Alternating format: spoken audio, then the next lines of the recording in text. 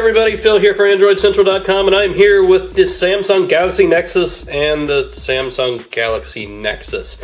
If you look really close, you can tell the difference. This one is a GSM one running on AT&T, and this one is on Verizon. It's finally out. It's finally here, so let's take a look at it. We're actually going to bring this one back in a second. Not a whole lot in the box I want to show you. It's the usual Verizon stuff. The only real difference between this and the GSM version is an actual American plug charger. Nice. I like that. I might steal it. I won't steal it. That'd be bad. That'd be wrong. So that's all in the box. As far as the body of the phone itself goes, really almost nothing has changed. I tell you, if I didn't have them side by side and I hadn't been using the GSM one for so long, you really couldn't tell a difference. Left side, volume rockers in the exact same spot. Other side, power buttons in the same spot. The charging contacts are in the same spot. I've already forgotten which phone is which. Flip them over, and that's when you can finally see a difference. So GSM, unbranded, has the Google logo. The Verizon one has the Verizon logo instead. Wonder how much fighting went on about that. So same kind of very flimsy-ish battery cover as we have on the GSM version. And this is actually where things start to look a little different. I know people have complained about this being thin, but so what? I mean, unless you're taking it off like 30,000 times a day, and I take mine off a lot, you're not going to break it. Here underneath is where you really see the differences. So GSM on the left, Verizon on the right. You can already see the battery is a different shape, so you cannot change these batteries out. And also the battery charging, the contacts for the battery here are on the right on the Verizon version. You see they're on the left for GSM.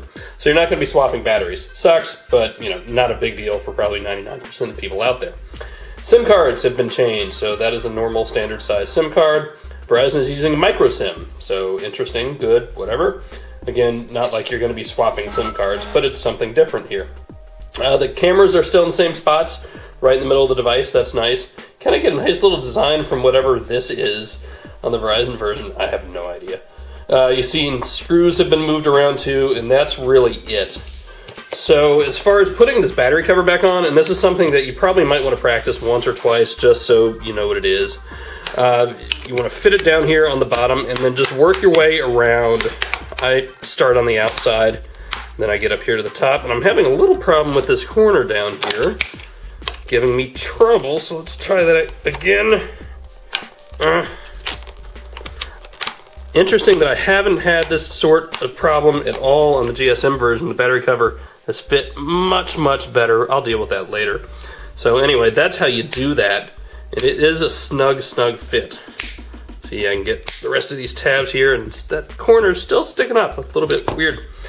So, ice cream sandwich. We have seen this before. We've seen it a million times, and yes, it is here on the Verizon version. Nothing has really changed. The only real difference here is that we just got the update to Android 4.0.2, had a bunch of bug fixes in it, basically. You're not getting any great functionality over the GSM version. See, I do have LTE turned on. That is nice, and you can turn LTE off if you so desire.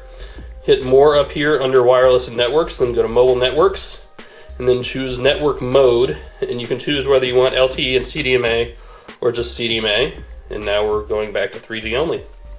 But I like LTE, let's use it. As far as preloaded apps on here, I know there's been a big stink about that. Otherwise, you get the same normal Google stuff. But the two preloaded apps, My Verizon Mobile and the Verizon Backup Assistant. Oh no! You can put them on the home screen just like normal if you want. You can take them off the home screen just like normal if you want. Dive back into the settings real quick and go to apps and go to, tell you what, let's just go to all. There's My Verizon Mobile. You can hit disable. If you disable a built-in app, other apps may misbehave. Fine, I'm okay with that. So let's go back to the app drawer. Look at that. It's gone. Where'd it go? Verizon Backup Assistant is still there because we haven't hidden it yet, but the other one is gone. Out of sight, out of mind. Technically, it's still on the phone, but you're not going to think about it at all. Let's bring the GSM Nexus back and put the battery cover back on. You can see what I mean. Maybe I'm just more practiced at it, but it certainly seems to go on better. So thickness, the Verizon Galaxy Nexus is a hair thicker, and I tell you what, you don't notice. I mean, I think I can tell holding them because I'm used to it, but in actual real-world use, you're not going to notice one bit. Even with the extended battery on it, and we'll show you that in a separate video, it actually feels really nice with even just slightly raised up a tiny bit more. It's still really tall, still really wide, but otherwise exactly the same as the GSM version, just a tad thicker, and I think the weight is slightly different too. Not a big deal by any stretch of the imagination.